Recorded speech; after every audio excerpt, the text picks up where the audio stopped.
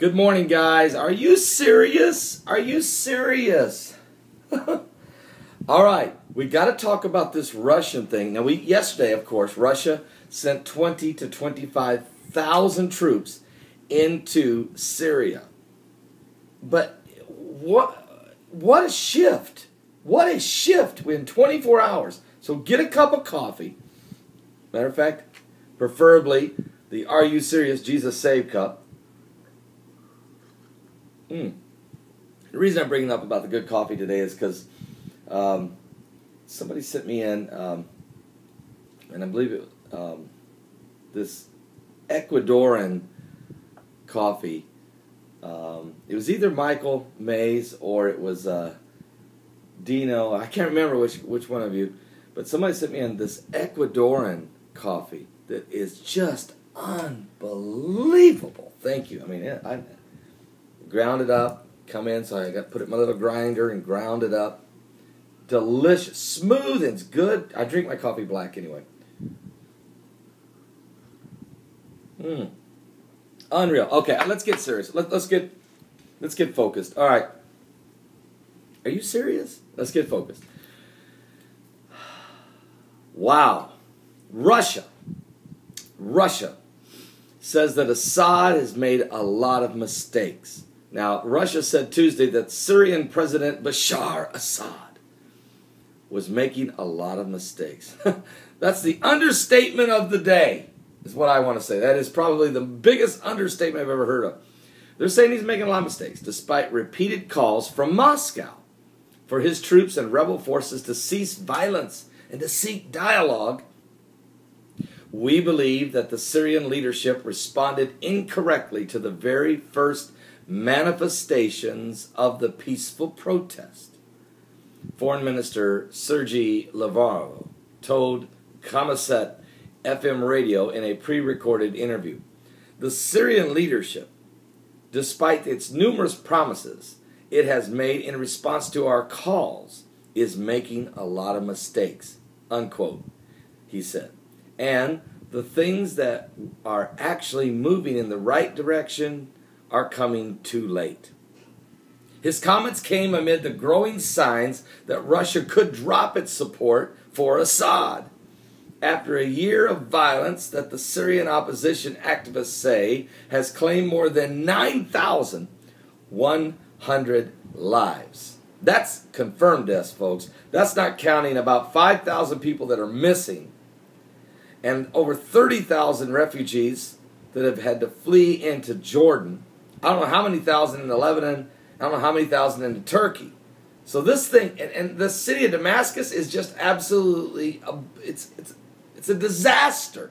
It's on the brink of fulfilling biblical prophecy, if it hasn't already, in the book of Isaiah in chapter 17, verse 1. It just made the city of Damascus not even livable anymore. It's no longer a city. It's become a ruinous heap, is what the ancient prophet Isaiah said. And Jeremiah said it this way in the 49th chapter, in the 23rd through 27th verse. Said the city was going to be gripped in fear, said it's going to become feeble, and that the people were going to be in such peril, and that the young men were going to fall dead in the streets, and it was just going to be chaos, and it's exactly what we see happening. Now, look, it's very interesting to see how the Russians are playing this. They just sent in 25,000 troops, and the very next day they're saying, look, you know what? We think Assad made a lot of mistakes. He didn't handle the peaceful protest at all. They call it peaceful protest, you notice. And they're right. They are right. The Russians are right on their observation. It's just strange how they're playing this. But let me read on. Or is there another motive here? Let's see. Russia said earlier it was ready to back either the United Nations Security Council statement.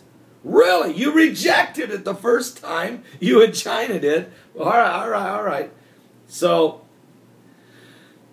Russia said earlier it was ready to back either the UN Security Council statement or the resolution on peace envoy by Kofi Annan's proposal on ending the crisis as long as they contain no ultimatums. So, Foreign Minister Lavrov last week had also accused Assad of making errors and moving too slowly on reforms. but his latest comments suggest that Russia was unhappy with his leadership from the early stages of the bloody conflict. He doesn't like this Assad guy from the very beginning. He was very upset at him at the beginning. So the Russian officials had until now avoided publicly discussing the possibility of Assad's departure and insisted that any transition from his rule need to be arranged through political dialogue in Damascus. So you know what's happening here?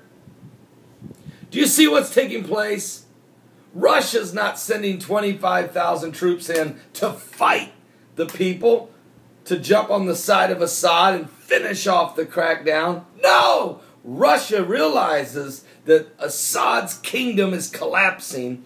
They send in the troops to hold back the crowds, to turn around and look at Assad and say, you know what, Assad, you have got to go. And we're going to be the ones that remove you from power, not the Americans, not NATO. We're going to do it. We're taking you out. And we're going to help hang on to this precious land of Syria. And my wife asked me yesterday, she said, what do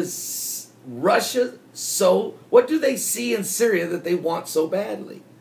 I said, direct access to Jerusalem. You have to understand, there's not that it's filled with oil. It's not like Libya.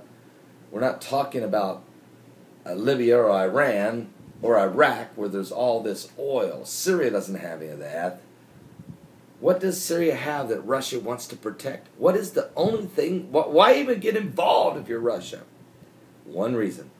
The direct path to Israel.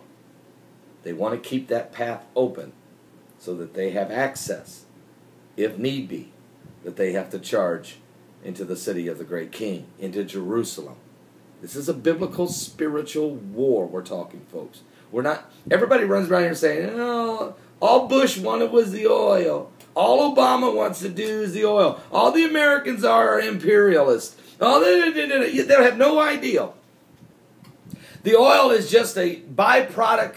It's just an energy source. It's just the fuel that fuels the system. This is all spiritual, folks. We're not talking about eye poking and finger and name calling here. We're talking kingdom has risen against kingdom.